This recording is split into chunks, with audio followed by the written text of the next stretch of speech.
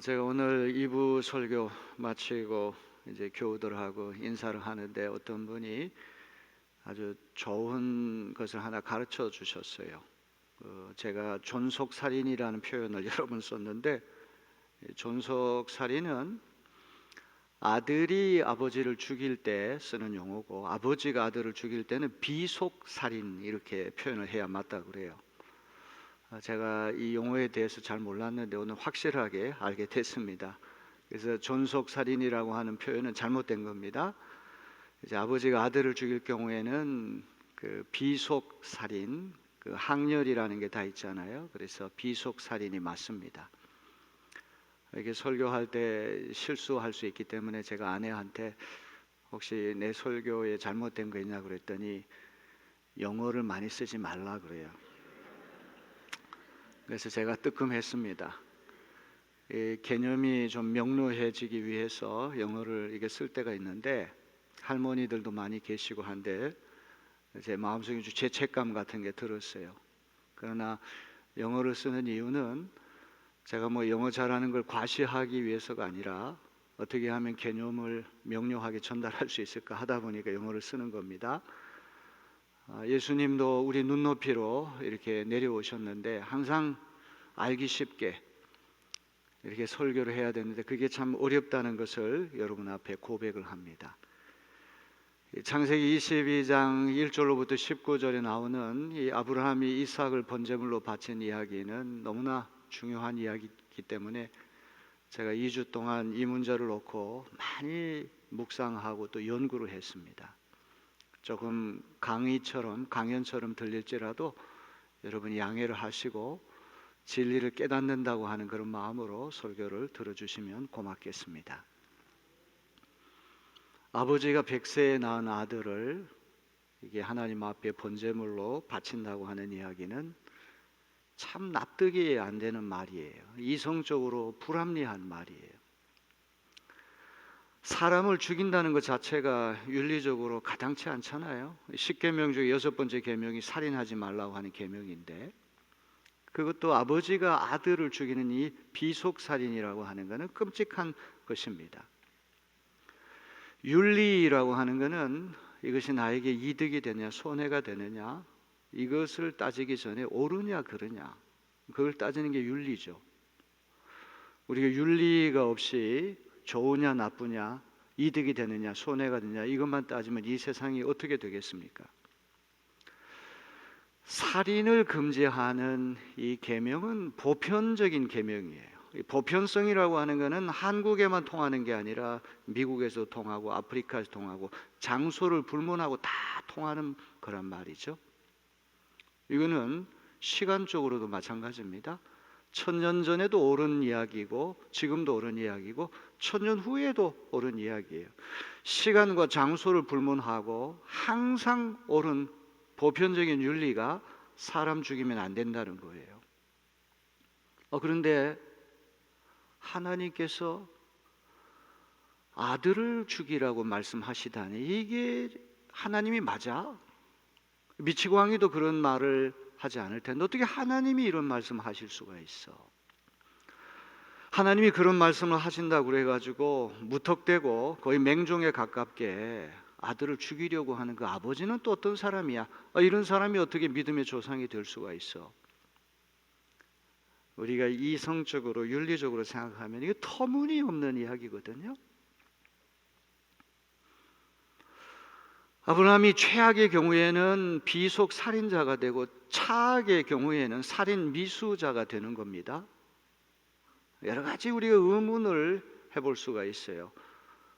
다행히 하나님께 순양을 준비하셔가지고 이삭 죽지 않고 순양이 대신 번제물로 바쳐졌어.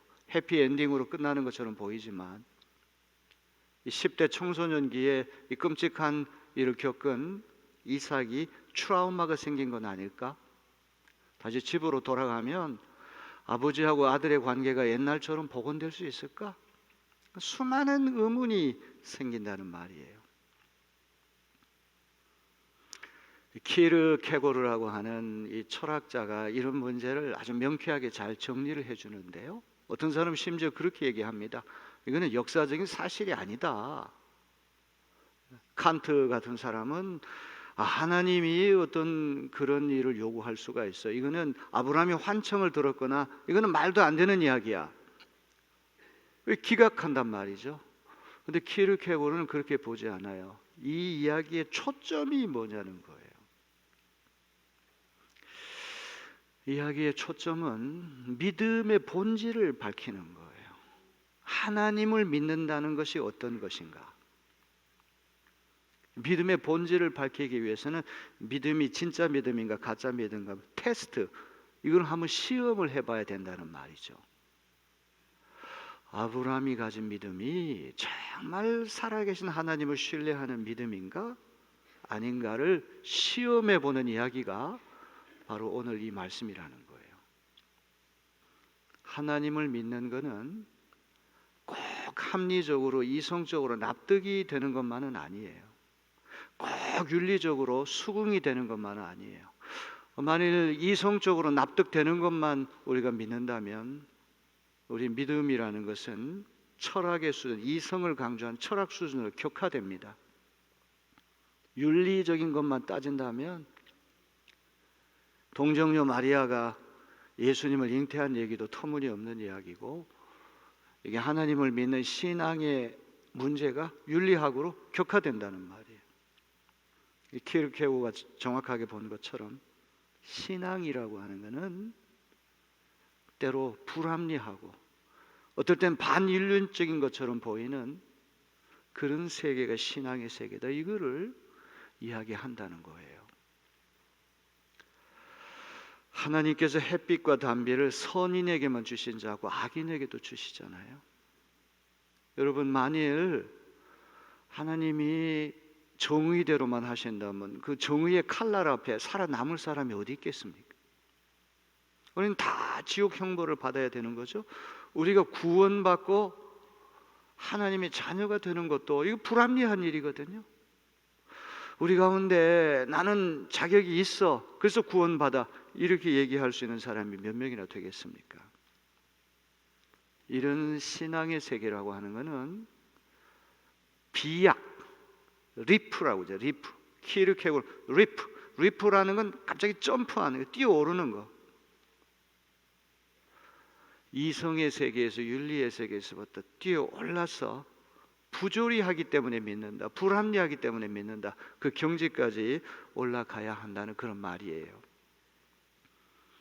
창세기 22장 가지고 키르케고르가 책을 쓰면서 책 제목을 공포와 전율, 이렇게 제목을 붙였어요.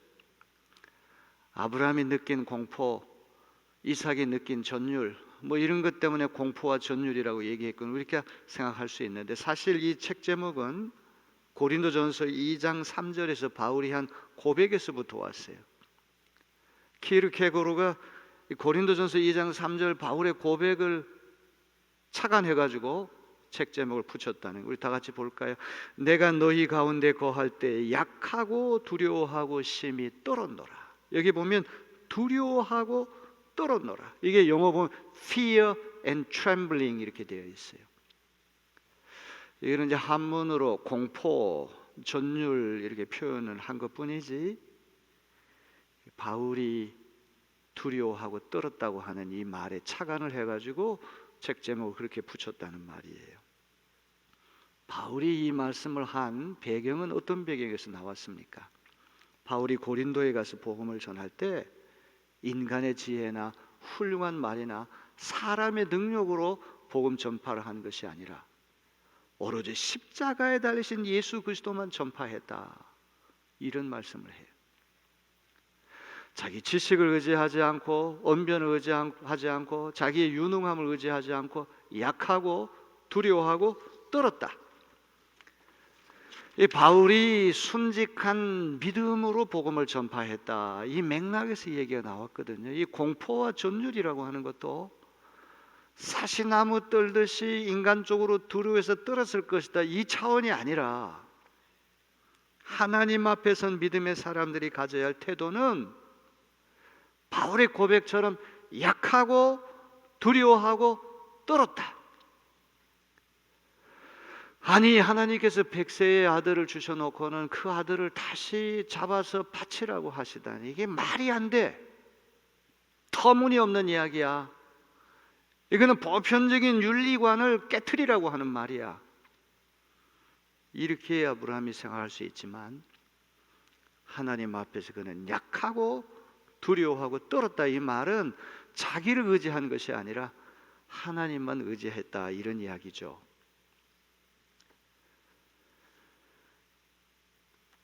키르케고르가 이 공포와 전율이라고 한 책에서 신앙 세계에는 두 가지 차원이 있다는 거예요. 첫째는 체념의 기사가 있다고 했어요.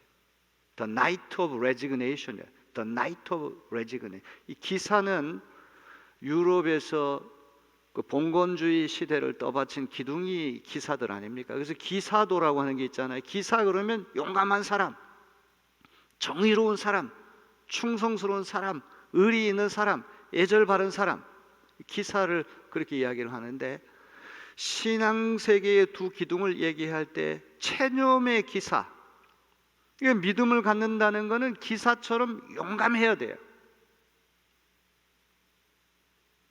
그래서 기사라고 하는 표현을 썼는데, 이 체념의 기사는 어떤 사람을 말합니까? 가장 소중한 것을 내려놓고 포기할 줄 아는 사람. 수도사들이 그렇잖아요. 세상의 부귀영화라든지 출세라든지 개인의 어떤 안전이라든지 이거 다 내려놓고 산속에 들어가서 외롭게 수도 생활하는, 이 체념의 기사이기 때문에 가능한 것이죠. 아브라함도 마찬가지입니다.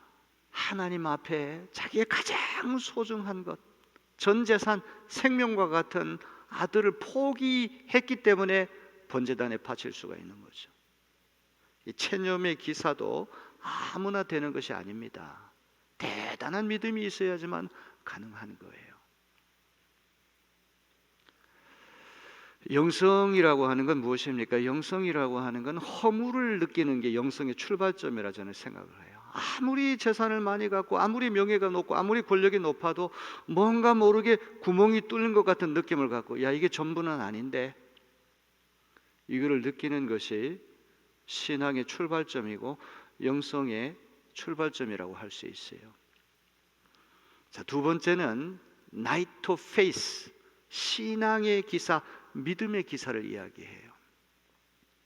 아브라함은 가장 소중한 것을 포기하고 체념하는 것으로 그치지 않고 하나님께서 이삭을 되돌려 주실 것이다, 이런 믿음을 갖는 기사의 단계까지 올라갔다는 거예요. 우리가 포기하고 체념하는 것도 상당히 어렵지만 대개는 그걸로 끝이 나죠. 불교에서 이 세상의 모든 것들을 다 버리고 출가하는 이들, 출가 사문의 길을 떠나는 사람들, 그 체념할 줄 아는 사람입니다. 포기할 줄 아는 사람입니다. 그러나 그들은 그 단계에 머무르지만 아브라함이 믿음의 조상이 되고 믿음의 아버지가 된 것은 믿음의 기사 단계까지 올라갔다는 거예요. 하나님 앞에 가장 소중한 것을 드리면 하나님이 되돌려 주실 거야. 이 믿음은 엄청난 비약이 필요한 거예요. 순교는 아무나 하는 겁니까? 이성적으로 생각하면 이게 개죽음 당하는 거 아니야? 윤리적으로 생각하면 아니, 내가 예수 믿은 게 내가 목숨을 바쳐야 할 정도로 잘못된 거야, 끊임없이 의심이 들 거예요. 절대 순교 못해요. 그럼 어느 순간에 체념하겠죠. 내 목숨까지도 내가 포기하겠다.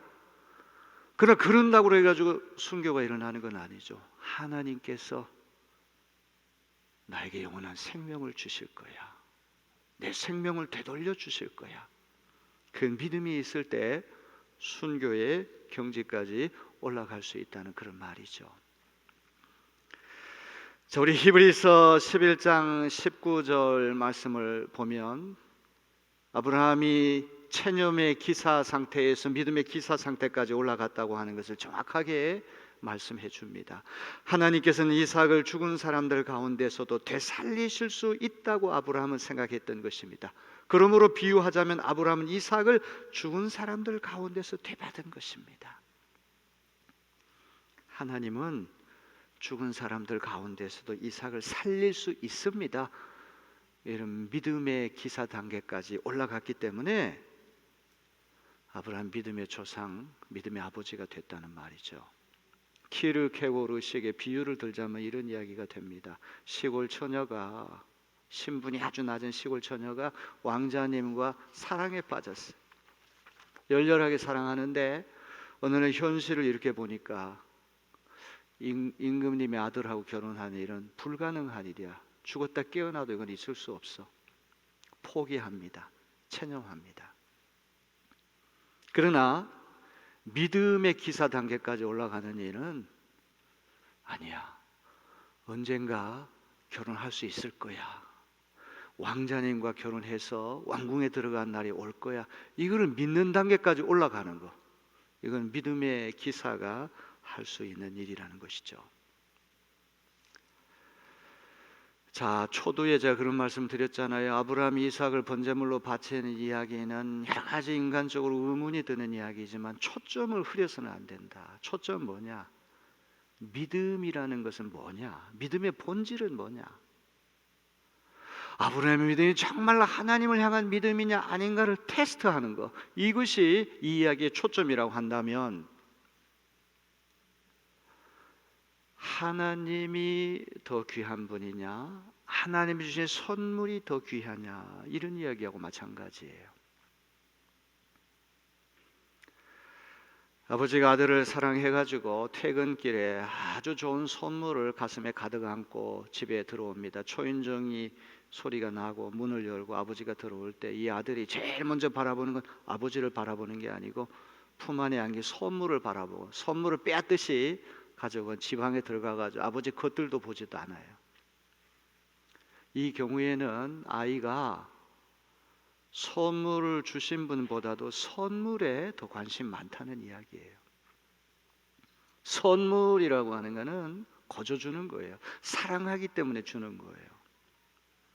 사랑하는 정도에 따라 가지고 선물의 가치도 달라집니다. 가장 사랑할 경우에는 목숨까지도 줄 수가 있어요. 최고의 선물이죠. 아들이 아파서 죽어간다고 그러는데 엄마나 아버지의 심정은 자기 목숨까지도 주고 싶어요. 왜? 사랑하기 때문에. 100세의 아들을 낳는다는 건 불가능한 일이거든요. 사라가 90세의 경수가 끊어지고 아이를 생산할 만한 인간적인 능력이 다 상실됐는데 그의 태의 문이 열려가지고 이삭을 낳았다는 이야기는 하나님이 선물로 주셨다는 이야기. 여기 믿음의 본질이라고 하는 것, 믿음이 진짜 하나님을 향한 믿음인가 아닌가를 테스트한다고 할 때 이 이야기는 선물을 주신 하나님과 선물인 이삭, 이 둘 사이의 줄다리기라고 해도 과언이 아닙니다. 자, 욥기서 1장 9절 말씀을 다 같이 한번 읽어볼까요? 그러나 사탄이 주님께 아뢰었다. 욥이 아무것도 바라는 것이 없이 하나님을 경외하겠습니까? 욥기 42장까지 욥기를 해석하는데 결정적으로 중요한 구절이 바로 이 1장 9절입니다. 사탄이 욥을 참소할 때 하나님, 욥이 저렇게 하나님 잘 믿는 것은 아무 까닭 없이 바라는 것도 없이 저럴 리가 만무합니다. 하나님 잘 믿으면 복 받고 하나님 잘 안 믿으면 벌 받는다는 두려움 때문에 저런 거 아닙니까? 하나님이 주시든 거두어 가시든 약속을 하시든 시험하시든 그렇게 하나님 믿을 리가 만무합니다. 손익계산을 다 하면서 하나님을 믿는 것이지 하나님을 위해서 하나님 그 자체를 믿을 리가 만무합니다. 이것이 사탄이 욥을 참소한 이야기거든요. 욥기 전체는 과연 욥의 믿음이 사탄이 말하는 그대로의 믿음일까? 재산을 주고 자녀를 주고 엄청난 복을 주고 그럴 때만 하나님 아멘 할렐루야 하고 믿는 것, 그런 믿음일까? 여러분, 이 아브라함이 이삭을 번제물로 바친 이야기도 바로 이런 이야기거든요. 기버, 주신 분과 기프트, 받은 선물, 이 둘 사이의 줄다리기라고 해도 과언은 아니에요. 다행히 아브라함은 이 시험에 단번에 합격을 해서 단박에 통과했지만 욥은 항쟁이라고 하는 표현에 적절할 것 같아요. 아주 거칠게 하나님과 사람들의 격정을 토로하면서 아주 어렵게 그 믿음의 기사 단계까지 올라가는 것을 우리가 보게 됩니다. 자, 오늘 이 두 번째 설교는 우리가 초점을 이삭에게로 한번 전환해서 읽을 필요가 있습니다. 창세기 22장 이 이야기에서 이삭은 어떤 위치에 있는 사람일까? 사실 이삭을 가운데도 놓고 하나님과 아브라함이 어떤 다투는 그런 형국이라고 한다면 이삭은 도대체 어떤 위치에 있을까? 10대 청소년기에 접어든 이삭이 뜬금없이 아버지가 어느 날 부엘세바에서부터 모리아 산까지 70km가 되는 사흘길인데 아무 말도 안 하고 장작더미를 가지고 갈 때 그 눈치를 못 챘을리 만무하잖아요.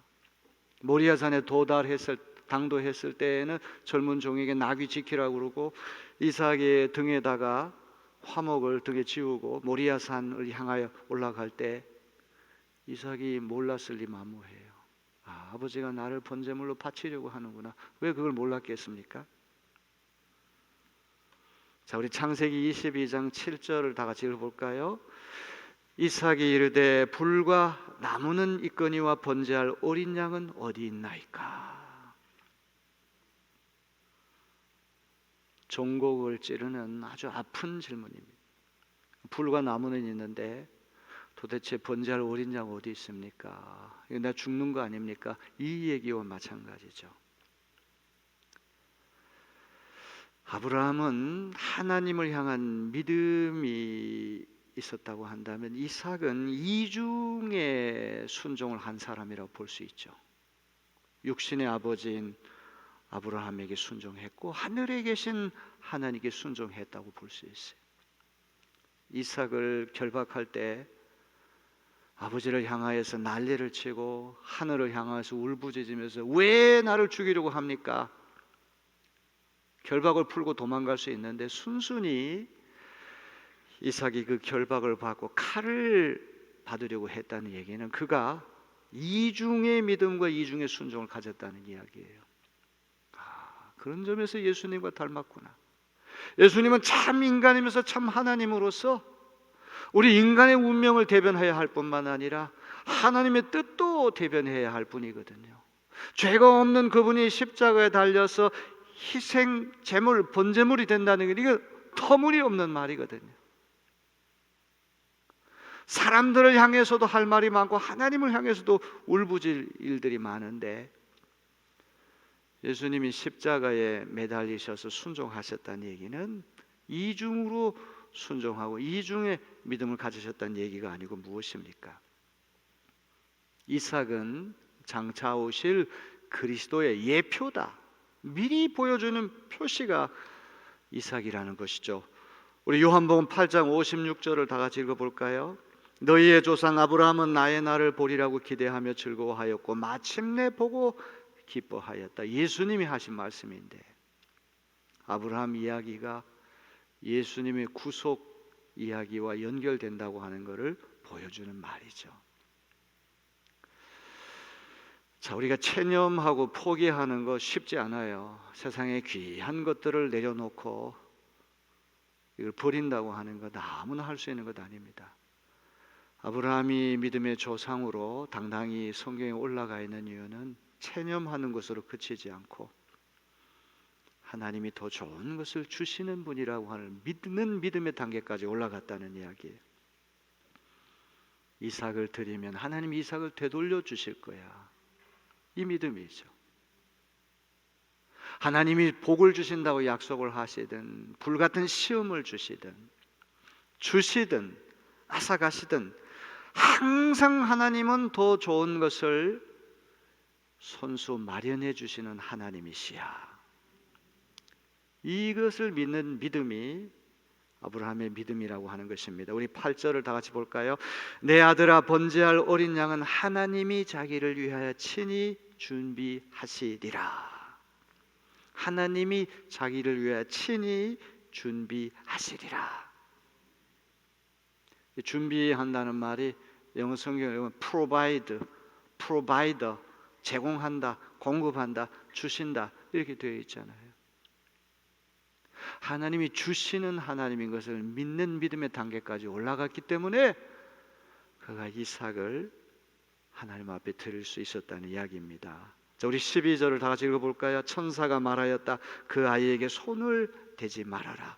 그 아이에게 아무 일도 하지 말아라. 뇌가 너의 아들 너의 외아들까지도 나에게 아끼지 아니하니 뇌가 하나님 두려워하는 줄을 내가 이제 알았다. 알았다는 말은 아브라함이 믿음의 시험에 통과했다, 합격했다, 이걸 선언해 주시는 말씀이 아닙니까? 이삭 대신 순양을 바친 장소 이름이 뭡니까? 여호와 이레 이렇게 되어 있어요. 여호와 이레. 여호와 이레라고 하는 말은 주님께서 준비해 주실 것이다 이런 뜻이에요. 영어가 더 분명 The Lord will provide. 미래형으로 The Lord will provide. 지금은 터무니없고 지금은 하나님이 안 계신 것처럼 보여도 하나님은 언젠가 손수 마련해 주실 것입니다. 우크라이나 전쟁이 일어났는데 러시아 군대가 탱크를 몰고 오는데 할머니가 목숨을 걸고 탱크를 가로막고 이놈들 절대 여기 못 들어와. 그런 광경을 보면서 눈물이 핑 돌았어요. 이번에 그 핵 원전 시설을 공격했다고 그러면 체르노빌 때보다 10배나 더 엄청난 피해가 많았을 거라고 얘기하지 않습니까? 이거는 제정신이 아니고는 할 수 없는 거 아닙니까? 여러분, 이런 일이 버젓이 일어나고 하나님은 침묵하시는 것 같고 아브라함이 칼을 들고 이삭을 잡아 죽이려는 그 순간까지 어떤 기적도 보이지 않아요. 그런데도 The Lord will provide. 주님이 마련해 주실 거야. 준비해 주실 거야. 언젠가는 평화가 이기고 러시아가 철수하고 그런 날이 올 것이다.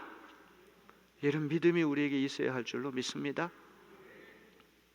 전 세계 시민들이 다 연대하잖아요. 저도 시간과 형편이 되면 그 러시아 대사관 앞에서 시위하는 현장에 저도 가고 싶어요.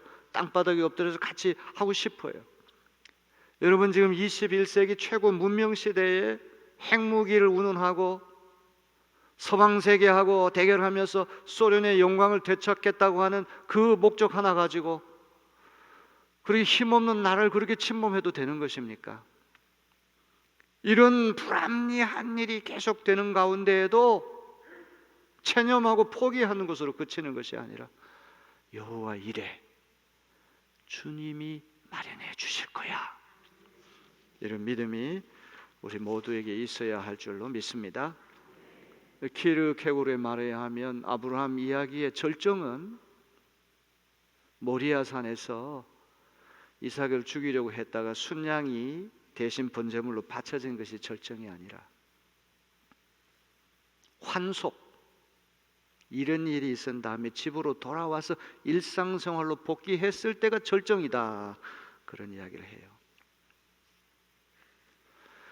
다시 집으로 돌아오면 여러 가지 인간의 현실적인 문제가 있을 겁니다. 불합리한 것, 비윤리적인 것, 인간의 이성으로 납득이 되지 않는 것, 터무니없는 일들이 이 세상에 얼마나 많이 일어납니까? 아브라함은 그런 현실적인 모순과 불합리, 역설, 황당한 이야기, 하나님이 도무지 없는 것처럼 느껴지는 그 세계 한가운데에도 여전히 하나님을 신뢰할 수 있다면 그것이 아브라함 이야기의 절정이 아니겠냐, 이 말이에요. 오늘 우리도 마찬가지죠. 십자가에 달리신 예수님이 사흘 만에 되살아나실 것이다.